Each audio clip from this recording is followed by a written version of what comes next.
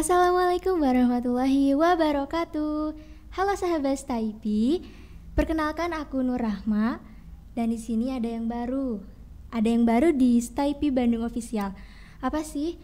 Inilah program baru kita yakni EDMA, Edukasi Mahasiswa. Upgrade your knowledge, improve your skill. Nah, teman-teman, EDMA ini adalah salah satu program baru dari Staipi Bandung Official, di mana nanti isinya akan membahas mengenai beasiswa atau scholarship talk, juga ada tips dan trik, dan masih banyak lagi program-program yang seru. Pastinya teman-teman harus ikutin terus dan subscribe YouTube Staipi Bandung Official ya, supaya kalian gak ketinggalan update-nya. Sahabat Staipi, atau aku bisa panggil juga kawan EDMA ya. Kawan EDMA ini, kita pada hari ini kedatangan salah satu narasumber yang seru, dan dia adalah seorang yang ceria. Nah teman-teman, kita kenalan dulu yuk dengan narasumber kita, yakni Ibu Intan Permanik MPD. Halo Ibu, selamat siang. Halo, selamat siang Nur Rahma. Halo kawan EDMA Staipi Bandung. Hai. Assalamualaikum warahmatullahi wabarakatuh. Waalaikumsalam warahmatullahi wabarakatuh. EDMA ya, sangat menarik kayaknya edukasi untuk mahasiswa ya, karena memang mereka itu butuh support, bukan hanya support di kelas, tapi juga support lewat media sosial ya. Nah, bener banget. Iya. Dan kali ini teman-teman EDMA, kali ini Ibu Intan ini akan membahas mengenai topik yang related banget nih Bu, karena kita ngomong-ngomong kita ini sedang menghadapi minggu tenang UAS. Iya, sekarang kan lagi silent week tuh, lagi minggu tenang. Berarti bentar lagi UAS ya. Nah, dan di sini kita akan membahas tips dan trik belajar menghadapi UAS. Aduh. Nah, kita kepoin langsung sama Ibu Intan. Oke. UAS itu apa sih? UAS itu ujian akhir semester. Ujian serius. Oh, ujian anu serius. Oke. Ujian akhir semester. Iya, oke. Tapi kan kadang mahasiswa itu nganggapnya yang UTS ujian tidak serius gitu. Tapi kalau UAS ujian agak gitu kan, agak serius gitu. Itu sih pikiran saya waktu jadi mahasiswa sebenarnya. Seperti itu. Dan di sini Bu, di sini Rama ingin bertanya, ngomong-ngomong sebagai ibu yang sebagai seorang mahasiswa, pernah sebagai seorang mahasiswa ya, jelas dong Bu. Emang stepnya dari dosen nggak jadi mahasiswa jelas sekali. Nah di sini mau bertanya Bu, bagaimana cara belajar yang efektif nih ketika kita akan menghadapi UAS, karena kan pasti godaannya tuh males banget ya Bu ya, ditambah mungkin teman-teman yang masih SKS mengerjakan tugas seperti tugas-tugas dari dosen kami. Betul. Misalnya membuat resume misalnya. Iya. Okay. Nah gimana nih Bu caranya? Ya efektif, mungkin setiap orang tidak memiliki cara belajar yang efektif yang bisa diaplikasikan untuk semua orang kan. Tiap orang memiliki style yang berbeda kan. Iya. Gaya belajar Nur Rahma, kalau boleh tahu Ibu gaya belajarnya seperti apa? Kalau untuk Rahma sendiri biasanya membuat rangkuman dari materi-materi. Oke, itu trik gitu ya kalau misalnya menghadapi ujian. Tapi kalau misalnya saya pengen tahu Nur Rahma itu tipikal orang yang auditory kah, visual kah, atau justru kamu belajar pengen sambil jalan-jalan gitu kemana, hangout gitu, ngopi gitu, ngafe gitu. Jadi bisa sambil belajarnya di situ gitu, atau memang harus di ruangan gitu, seperti itu. Kan beda-beda.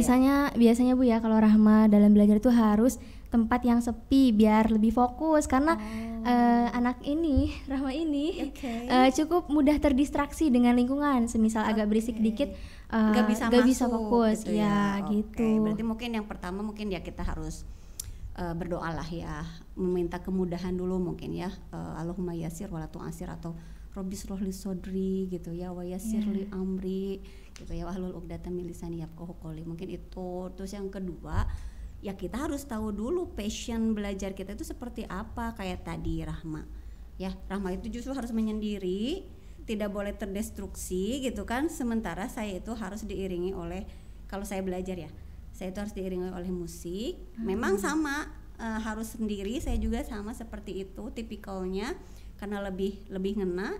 Tapi ada juga anak saya juga bukan seperti itu, justru dia tuh belajarnya dari orang yang lagi belajar. Misalnya orang itu lagi belajar, justru yang nyerapnya itu anak saya. Dia mendengarkan apa yang yang dijelasin oleh temennya. Ada yang seperti itu juga kan, tapi kalau saya tipe seperti yang kayak Rahmat tadi, harus silent tapi harus diiringi oleh something irama rima yang menenangkan gitu ya. Satu mungkin itu berarti itu environmentnya ya, lingkungannya, buat senyaman mungkin gitu kan. Lalu yang tadi juga memang resume dari tiap materi, mungkin tiap topik dari tiap minggu yang dibahas oleh dosen, kita ambil summary-nya ya, kesimpulannya. Oh hari ini misalnya saya bahasa Inggris, oh misalnya hari ini kita belajar tentang auxiliary verb, oh berarti kita harus memahami tentang auxiliary verb bukan hanya dari dosen. Ingat, karena dosen itu mungkin hanya beberapa persen yang bisa menunjang pemahaman kalian. Sekarang anak-anak kan disajikan atau dimeriahkan dengan sosial media. Kalian bisa belajar dari YouTube ya, bisa belajar dari Instagram, dari pengalaman-pengalaman mereka yang lagi kuliah dan menghadapi UAS. Itu resume sekarang, itu resume ternyata belajar dari lingkungan ya, bukan hanya dari media buku yang kita terima dari dosen. Itu mungkin untuk comprehending atau pengembangan pembelajaran dari materi tersebut gitu ya. Makanya saya selalu wanti-wanti, ya ini di sini di ruangan belajar ini cuma berapa menit sih, kalian harus mengembangkannya lewat pembukaan aplikasi. Banyak kan sekarang ya aplikasi belajar, apalagi untuk mahasiswa, ada blog, ada segala macam, itu bisa menunjang juga. Dan yang tadi tuh pertama tuh kan berdoa, yang kedua itu kita harus mengenali passion belajar kita, yang ketiga kita harus belajar meresum tiap topik pembahasan, ambil intinya saja, ambil materi yang jelas-jelas. Oh ya, ini the main topic from this week, misalnya topik minggu ini tuh dosen tuh membahas tentang ini deh. Oh nanti mungkin keluar ini, dari sekian itu kan mungkin ada yang keluar nanti ya. Terus yang ketiganya time management, betul tidak? Manajemen waktu. Betul. Kerasa nggak kalau misalnya kelas karyawan dengan kelas reguler itu sangat berbeda rasanya? Ya mungkin beda. Dan hawanya juga beda. Kalau kelas reguler, kalau yang saya lihat ya, kalau saya perhatikan di sini ketika saya mengajar, yang reguler itu agak santai gitu. Beda dengan yang karyawan, karena mereka kan Jumat Sabtu tuh belajarnya. Di sisa-sisa tenaga, kan ada yang kerja, ada yang ngajar mungkin ya, ada yang kerja di pabrik dan sebagainya. Itu targetnya pun berbeda dan mungkin cara belajarnya pun berbeda. Ya, kerasa lah kalau misalnya kalau lagi SKS seperti apa? Keburu-buru. Jangankan untuk time management, untuk memanfaatkan waktu 30 menit aja, misalnya 10 menit di sela-sela istirahat itu kan it's so hard gitu ya. Iya, berarti need apa coba? Perlu apa coba kira-kira dari situ? Ketika kita tahu time management itu, disiplin. Disiplin nggak Nur Rahmah? Dulu anak pondok bukan? Bukan. Kalau biasanya biasanya tidak tergantung juga sih anak pondok ataupun mana gitu ya. Tapi kalau udah dalam dalam dirinya itu terbentuk disiplin bahwa waktu itu sangat berharga gitu ya, dan memanagenya dengan sebaik mungkin, itu akan terbiasa ya. Seperti mungkin pengalaman saya ya. Dulu kan saya nikah 19 tahun tuh. 19 tahun itu ada di usia semester 3 menikah, lalu punya anak. Jarak rumah ke kampus itu 1 jam setengah lah dulu, karena pakai angkot dari Banjaran ke Setiabudi. Can you imagine? It's so far. Yeah, it's so far. And it needs a kind of commitment untuk bahwa saya harus selesai, bahwa saya belajar ini bukan untuk gengsi atau apa, tapi benar-benar mencari ilmu gitu ya. Bangun, karena saya punya bayi, saya harus breastfeeding dulu, saya harus memompa dulu air susu untuk anak. Itu bangun jam 3. Udah biasa kan bangun jam 3? Iya ya. Yang udah terbiasa aja bangun jam 3, lalu kita breastfeeding, lalu kita harus sarapan dulu karena itu nggak bakalan keluar ASI kalau misalnya kita tidak sarapan. Dari situ masuk kuliah reguler jam berapa coba? Jam 7 UPI itu. Maaf menyebutkan kampus. Ya, kampus negeri itu rata-rata jam 7. Saya jam 7 masuknya dan keluar itu jam 3. Ada jeda di situ. Kadang ada jeda waktu nunggu dari misalnya dari jam 1 dari jam 11 sampai jam 1 itu kan ada jeda. Karena saya bukan anak kos, berarti saya harus memanfaatkan waktu tuh. Dimanfaatkan. Saya itu jarang sekali karena udah menikah mungkin ya. Financial juga ya, keuangan juga harus di manage dan jadi saya memanfaatkan ketika sela-sela itu kadang berdiskusi dengan temen. ngebahas tadi materi yang sudah dibahas. Kalau misalnya kita tidak ngerti, di sini ada nggak study group gitu antar semester, antar kelas aja, nggak usah antar semester, punya? Kalau untuk Rahma sendiri karena di KPI ada gitu. Jadi Ada. kita sesama teman-teman kelas kita Betul. belajar bareng, Nah, sharing-sharing. itu, Iya. Di sini mah untungnya tidak ada jeda yang panjang gitu ya. Saya sampai jeda itu kadang 3 jam. Kadang nunggu dari jam 10 sampai jam 1 gitu kan. lama Beres jam banget 3 ya, iya. gitu kan. Kalau di sini mah tek tek tek tek gitu kan. Beres gitu. Nah, itu time management. Itu kuncinya seperti itu sebenarnya. Satu ya disiplin. Disiplin. Ya, tetap aja disiplin, dan ingat bahwa kita belajar itu salah satu mencari ilmu, benar-benar mencari ilmu ya, jangan mencari pacar. Tapi itu mah selingan sih sebenarnya, mencari jodoh gitu ya di kampus. Itu mungkin yang bisa saya sampaikan sesuai dengan kondisi bahwa saya bukan hanya sebagai mahasiswa saat itu, kuliah juga, saya sebagai ibu juga. Wah, gitu ya. oke. Dan jauh gitu. Itu yang jadi rasa benar-benar kuliah itu karena oh ya kerma jauh, kerma PMDK gitu kan, seleksinya susah gitu kan. Ya saya harus memanfaatkan bahwa saya itu harus bersyukur bahwa memiliki semua anugerah ini gitu. Kenapa tidak pengen buktiin bahwa ke suami bahwa saya bisa beres tepat waktu, dan ke keluarga juga seperti itu. Nah, oke, berarti trouble itu bukan jadi halangan kita buat malas Bukan, belajar, justru bukan dengan banget ya, pain, justru dengan rasa sakit dan rasa aduh kok banyak sekali sulit ya. Itu justru itu teh semakin mematri kita kan. semakin dewasa kita ya Betul, menghadapinya. insya Allah. Jadi mikir enggak deh gitu. Sometimes ya hanging out pasti butuh gitu kan, leisure time gitu ya, have fun dengan temen pasti ada lah. Tapi maximize gitu. Oke. Dan tadi Ibu menyinggung tentang sebagai seorang ibu rumah tangga juga nih, sekaligus Ibu muda. kuliah, ibu muda ya.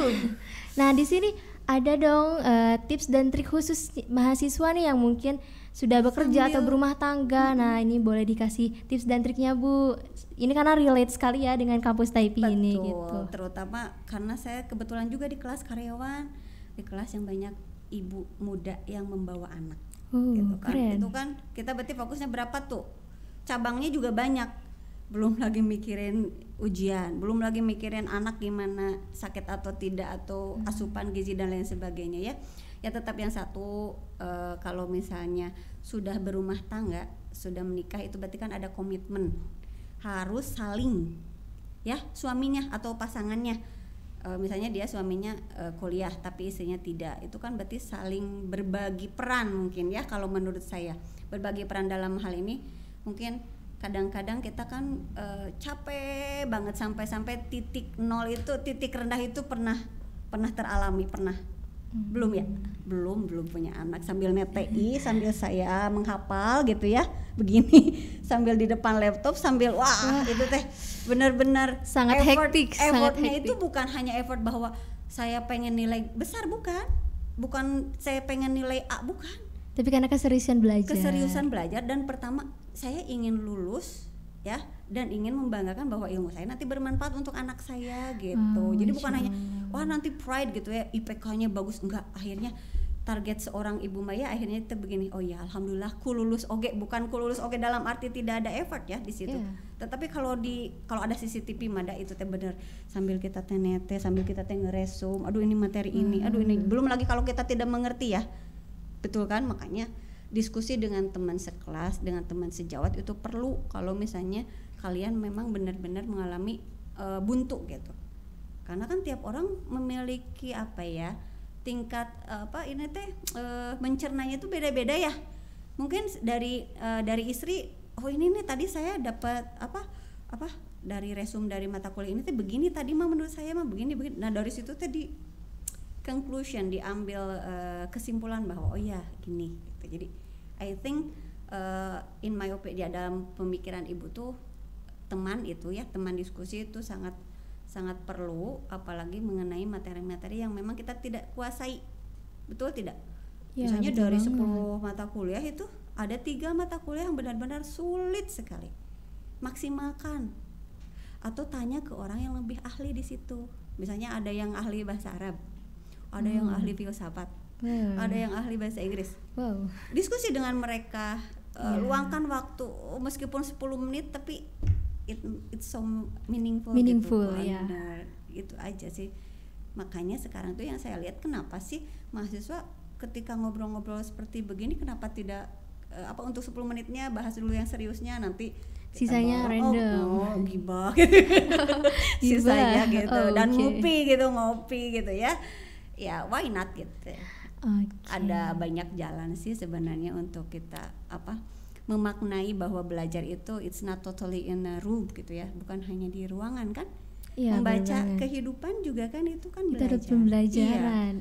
Iya seperti itu kalau menurut Ibu mah. Oke, jadi conclusionnya ya tadi untuk yang poin pertanyaan kedua itu yang pasti ya berbagi peran juga ya, dan belajar pun di mana saja ya, nggak harus menunggu waktu yang paling tepat, karena kan saat ini mungkin banyak orang yang belajar tuh harus at the perfect time gitu. Jadi harus sempurna dulu nih, meja juga semua. Ada juga ada ya? Ada tipe seperti itu. Ketika dia melihat berantakan dia tidak bisa ngapa-ngapain kan, ada yang seperti itu juga kan. Iya, saya juga tipikal seperti itu. Kalau misalnya berantakan dikit, aduh nggak enak, nggak bakalan konsentrasi. Yuk kita beresin dulu, padahal itu it takes time, membutuhkan waktu juga ketika ngeberesin tuh. Tapi enjoy-nya itu, nyamannya itu ya ketika kita lingkungan kita nyaman, bersih gitu kan. Semua barang tuh asa di tempatnya gitu. Iya, jadi back to personality-nya. Iya, back to personal person itu sendiri. Dan terakhir nih, gimana Bu? Tips cermat belajar UAS ketika materi matkul yang kita dapatkan itu banyak banget. Sementara waktunya singkat. Ini mungkin relate untuk teman-teman yang biasanya SKS ya, sistem kebut semalam. Mungkin ya. Kawan Edma. Kawan Edma gimana dong? Tapi mungkin ini bisa jadi tips cermat, dan nanti kita tuh jadi bisa menyelesaikan nih. Jadi teman-teman gak usah panik kalau misalnya memang SKS dan itu tuh semisal memang teman-teman terpaksa ya seperti itu, karena kan kita meyakini bahwa setiap orang memiliki kesibukan yang beragam. Dan mungkin mereka yang masih belajar dalam manajemen waktu. Nah gimana nih Bu tips cermatnya? Cermat. Ya tadi kembali lagi, kalau cermat ya kita harus self evaluation dulu. Kita harus evaluasi diri kita dulu. Nih kan kalau nggak salah kita ada 16 pertemuan ya. Di tiap pertemuan itu mulai dari sekarang jangan mengandalkan SKS kalau menurut saya. Lebih baik begini, ketika misalnya kan kadang ada dosen yang sibuk, kadang ada dosen yang hanya memberikan tugas. Nah di sela-sela waktu itu gunakan waktu itu untuk mempelajari materi tersebut dengan teman. Misalnya kan kampus pulang tuh misalnya jam 1.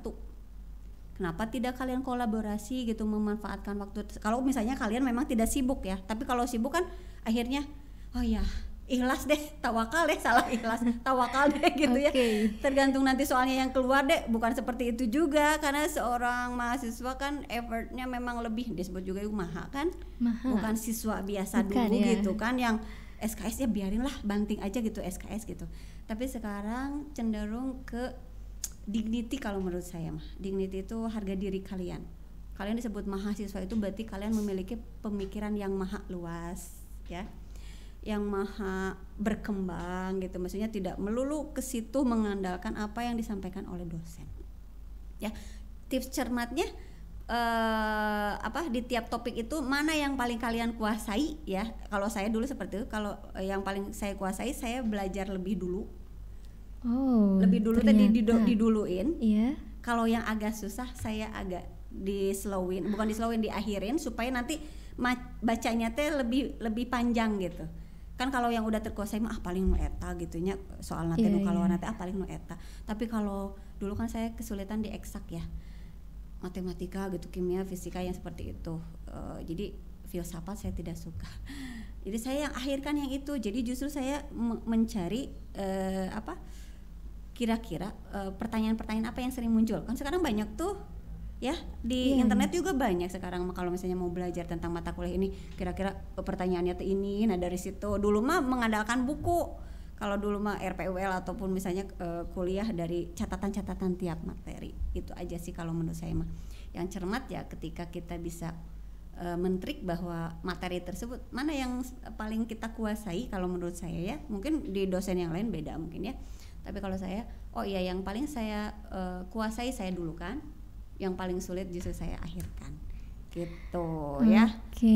Nah terima kasih Ibu nih tips-tips baru buat teman-teman. Yang pertama yang tadi di awal berkaitan cara belajar efektif, yang pastinya kita harus punya doa dulu nih sebelum kita melakukan usahanya. Kemudian kita juga harus mempersiapkan lingkungan, environment, juga teman-teman ngambis mungkin ya, teman-teman yang sama ambisius untuk belajar bersama. Jadi mungkin se-circle ya kalau bahasa sekarang ya, jadi circle. Harus nyari teman yang satu circle cina gitu kan ya. Biar klop katanya, betul. Biar klop ya nyambung.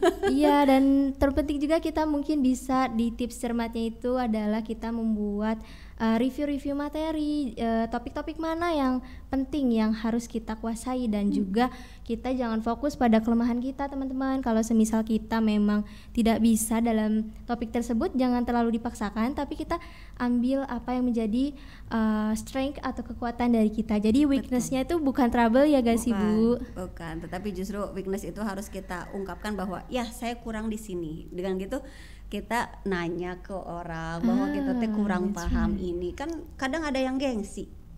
Ya, iya, betul tidak? Jangan banget. gengsi kalau soal itu mah, soal ilmu mah kalau menurut Ibu mah udah yuk kita baur, yuk kita sama-sama belajar, karena di sini kita sebagai pembelajar. Betul, pembelajaran sepanjang hidup. Keren banget. Dan terakhir, closing statement, harapan Ibu mungkin ya, juga doa mungkin untuk mahasiswa nih, mahasiswa STIP, kawan Edma juga ya, kawan Edma yang akan menghadapi UAS, gimana nih Bu? Oke, ya tadi kan di prolog awal itu UAS ya, ujian agak serius, tapi sekarang kita harus balik mungkin ya paradigmanya bahwa ya ujian emang serius gitu ya, ujian akhir semester itu memang harus serius, tetapi jangan memaksakan diri bahwa you have to get higher level. Kamu itu tidak usah melulu ingat soal score ya, jangan melulu soal score, tetapi soal bahwa saya paham materi ini gitu ya, pemahaman mungkin yang lebih kalian pentingkan, jangan penilaian. Itu aja sih ya, karena kalau tidak paham ya nilai 78 atau 80 juga percuma kan, nanti tidak bisa dipertanggungjawabkan. Betul kan, orang melihat nah cenanya ongkoh cena nilainya A tapi nah kitu gini. Nah it means a lot gitu ya. Jadi paham itu lebih utama daripada nilai ya.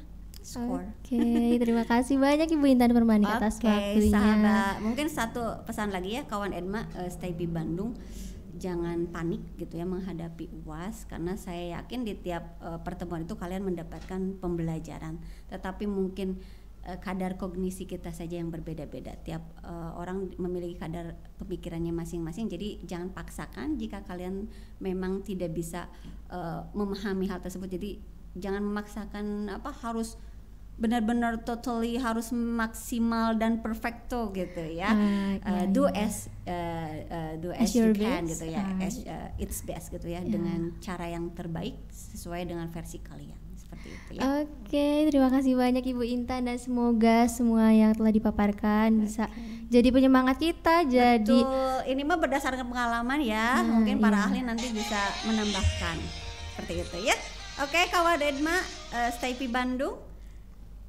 Oke, terima kasih untuk teman-teman yang sudah menyaksikan dari awal sampai akhir. Semoga tips dan triknya sangat bermanfaat dan pastinya bisa kita aplikasikan ya teman-teman. Dan terakhir, aku Nur Rahma mewakili kru yang bertugas pamit undur diri. Kawan Edma, jangan lupa untuk terus pantengin YouTube STIP Bandung Official, dan juga ikuti terus kegiatan-kegiatan, keseruan-keseruan kita di YouTube STIP Bandung Official. Pokoknya kawan Edma, upgrade your knowledge, improve your skill. Oke, upgrade your knowledge, improve your skill. Wassalamualaikum warahmatullahi wabarakatuh. Oke, dadah. Bye.